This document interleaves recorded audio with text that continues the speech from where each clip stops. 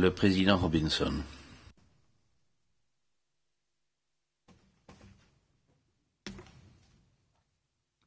Today the trial chamber. Aujourd'hui, la Chambre de première instance rend son jugement dans le procès de Milan Lukic et Sredoje Lukic. Ce qui va suivre est un résumé des conclusions de la Chambre de première instance. Ça n'est qu'un résumé. Le texte qui fait foi est le texte du jugement qui sera mis à la disposition du public à l'issue de la présente audience. La présente affaire concerne des événements qui ont eu lieu dans la municipalité de Visegrad et dans la ville qui porte le même nom, en Bosnie-Herzégovine, entre le 7 juin 1992 et le 10 octobre 1994. Cette municipalité est située dans la région sud-est de la Bosnie, près de la frontière de la République de Serbie, du côté oriental. En avril 1992, à la suite d'actes de violence contre la population musulmane dans cette municipalité, l'armée populaire yougoslave, appelée la JNA, est entrée à Visegrad et elle s'en est par la suite retirée le 19 mai 1992, après avoir établi le contrôle serbe sur la ville et l'ensemble de la municipalité. À la suite du retrait de la JNA, des attaques contre la population non serbe, comprenant des meurtres, des disparitions, des viols et des sévices, ainsi que la destruction de biens appartenant à des non-serbes, se sont accrues. Ces attaques ont été le fait de groupes paramilitaires qui opèrent à Visegrad avec la complicité ou avec l'accord tacite des autorités serbes. Le nombre de meurtres ou assassinats arbitraires et de disparitions a atteint un paroxysme en mai-juin 1992.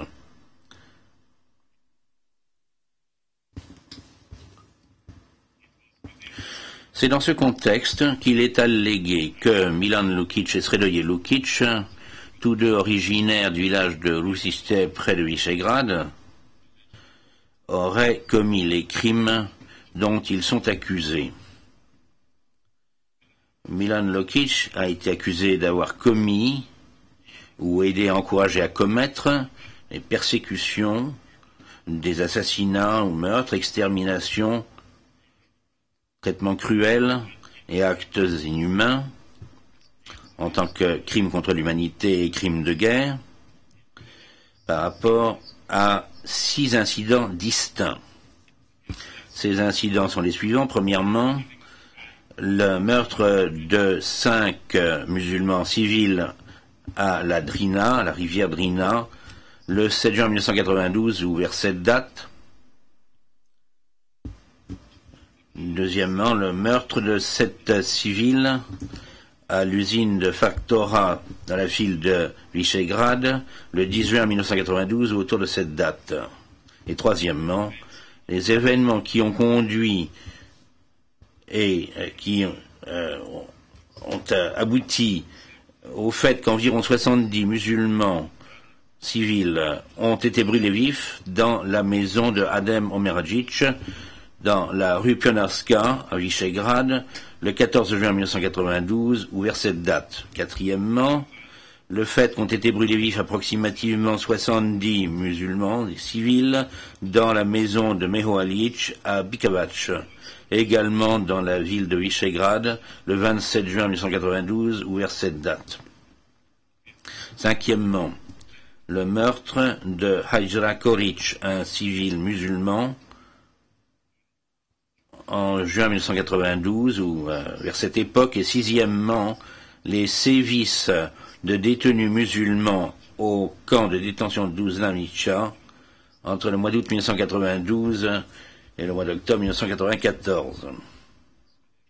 Sredoje Lukic est accusé d'avoir commis ou aidé à encourager à commettre des crimes de persécution, assassinat et meurtre, extermination, traitement cruel et actes inhumains, des crimes contre l'humanité et des crimes de guerre.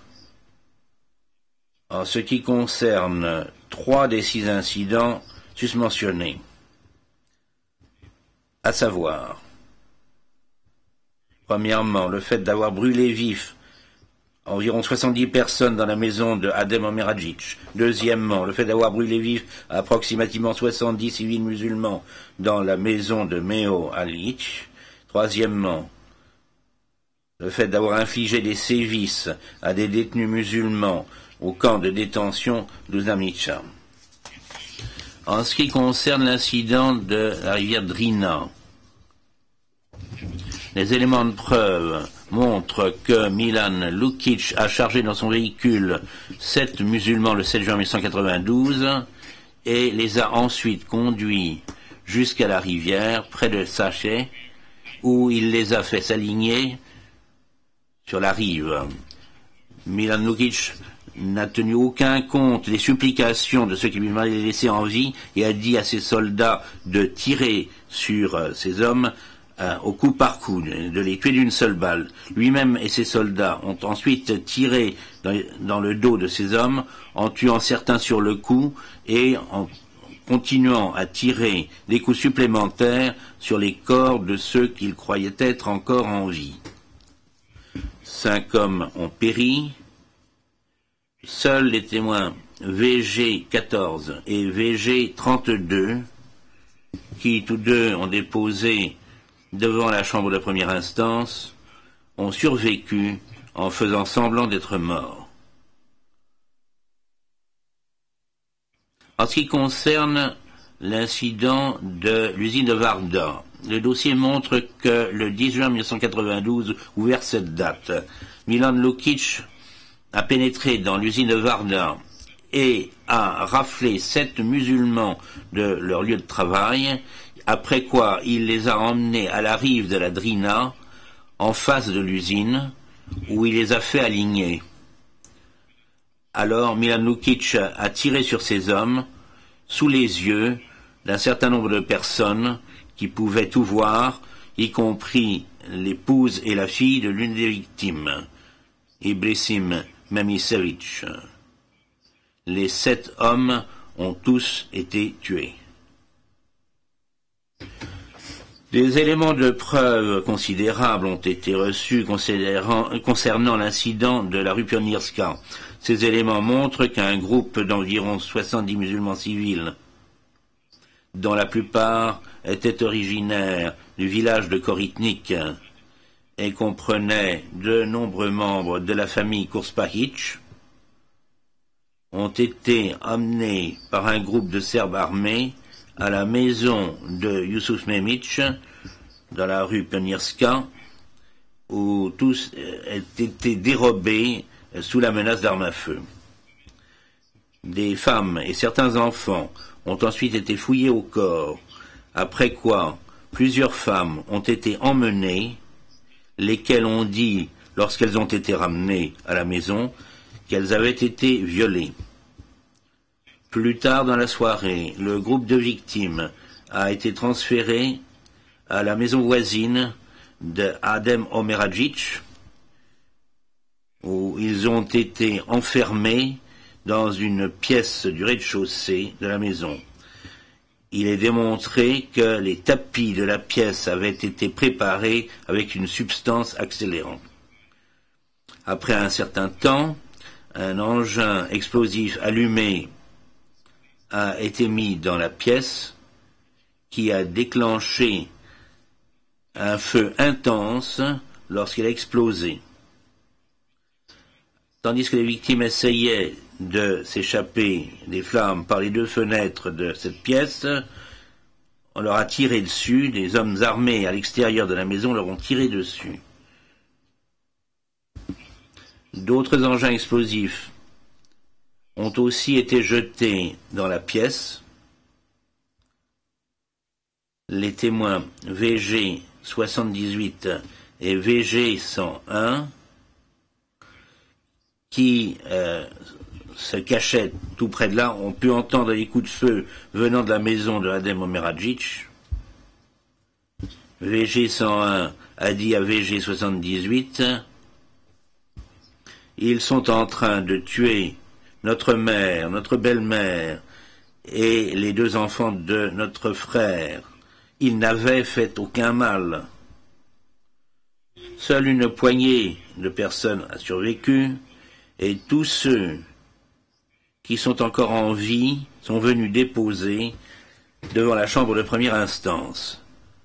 Mais 59 personnes ont été brûlées vives.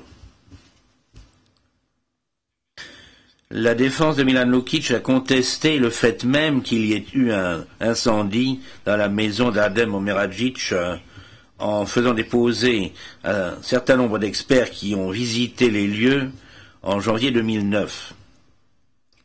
La Chambre de première instance a souscrit au point de vue des experts selon lequel plus l'enquête sur les lieux est retardée, moins fiables sont les conclusions que l'on peut en tirer. Étant contre-interrogés par l'accusation, les experts ont nuancé leurs conclusions à un tel point que cela a rendu leurs conclusions générales pratiquement dénuées de fondement, y compris le fait qu'ils ont reconnu qu'un incendie aurait pu avoir lieu et qu'un engin explosif avait explosé dans la maison de Adem Omeragic. En conséquence, la Chambre de première instance a accordé peu de poids à leur déposition. Sur la base de l'acceptation par la Chambre de première instance de l'affaire Vassilievitch de l'alibi de Mitar Vassilievitch en ce qui concerne l'incident de la rue Pionirska, la défense de Milan Lukic a également contesté la crédibilité d'un certain nombre de témoins présentés par l'accusation qui se rappelaient avoir vu Mitar Vassilievitch sur les lieux. Au vu du dossier présenté dans la présente espèce, la Chambre de première instance, à la majorité, le juge Robinson étant d'une opinion dissidente, a conclu que Mitar Vassilievitch était en fait présent rue Pionirska lorsque les personnes ont été volées dans la maison de Youssouf et au moment où ils ont été transférés et au moment où il y a eu le trajet vers la maison de Adem Omeragic et son incendie. Les éléments de preuve démontrent que Milan Lukic se trouvait à l'intérieur de la maison de Memic Youssouf Memic, et qu'il a volé les victimes de leurs objets de valeur. Il était présent et armé lorsque les fouilles corporelles ont eu lieu. Il a aussi participé au fait d'emmener un certain nombre de femmes de la maison qui auraient été violées. Milan Lukic a participé au transport des victimes jusqu'à la maison de Adem Omeragic et le dossier démontre que c'est lui qui a verrouillé la porte une fois que le groupe s'est trouvé à l'intérieur de la pièce. La Chambre de première instance a également conclu que c'est Milan Lukic qui a placé l'engin explosif dans la pièce, plongeant ainsi la maison dans les flammes. De plus, la Chambre de première instance a conclu qu'il tirait devant les fenêtres de la maison et qu'il a tiré sur VG 13 et l'a blessé lorsque ce témoin prenait la fuite. Le dossier démontre que Sredoje Lukic, policier à Visegrad, était également présent et armé à la maison de Youssouf Memic, y compris lorsque les victimes ont été volées et fouillées au corps à l'intérieur de la maison, et lorsque les femmes ont été emmenées de la maison. La Chambre de première instance a conclu qu'il était également présent pendant le trajet jusqu'à la maison d'Adem Omeragic.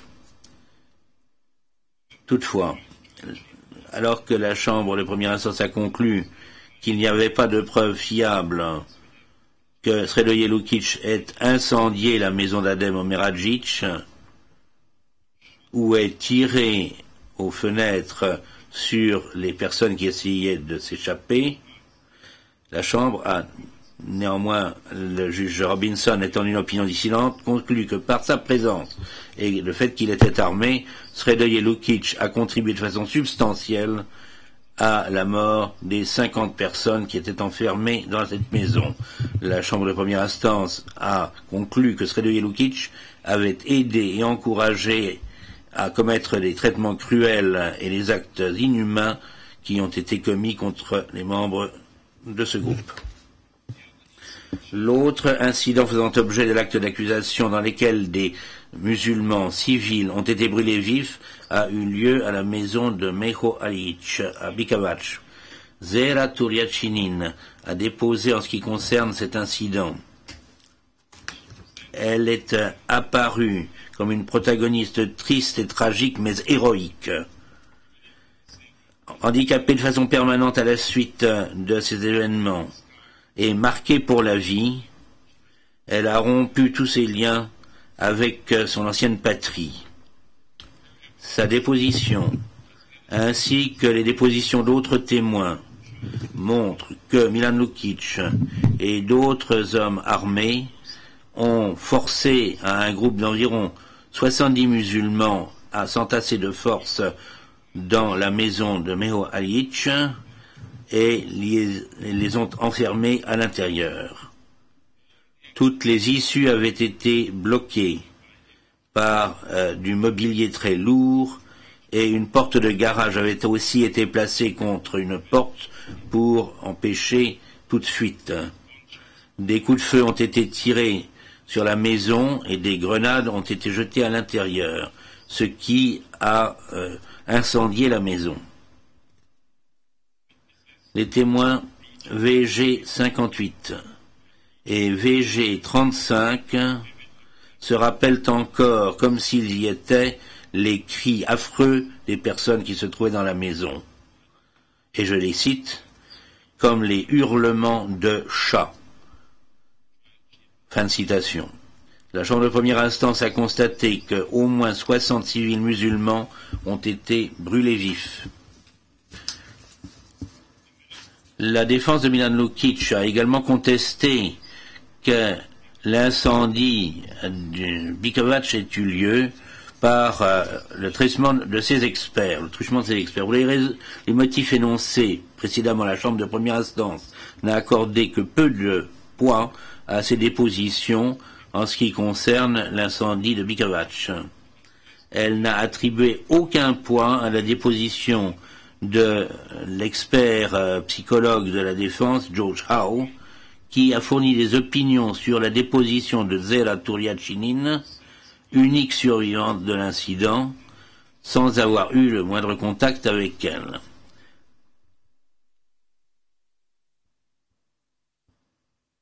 La défense a également contesté la crédibilité de Zehra Turiachinin parce qu'au cours de la période qui a suivi immédiatement le moment où elle a échappé au feu, elle a donné diverses explications à des soldats serbes et à un médecin concernant la façon dont elle avait subi ces horribles brûlures. La Chambre de première instance a conclu que ces explications différentes ne jettent pas un doute sur la déposition de Zehra Turiachinin.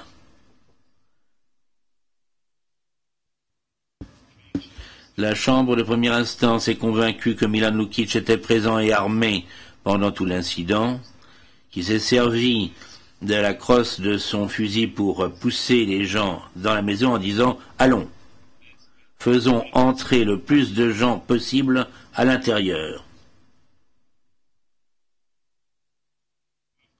Fin de citation.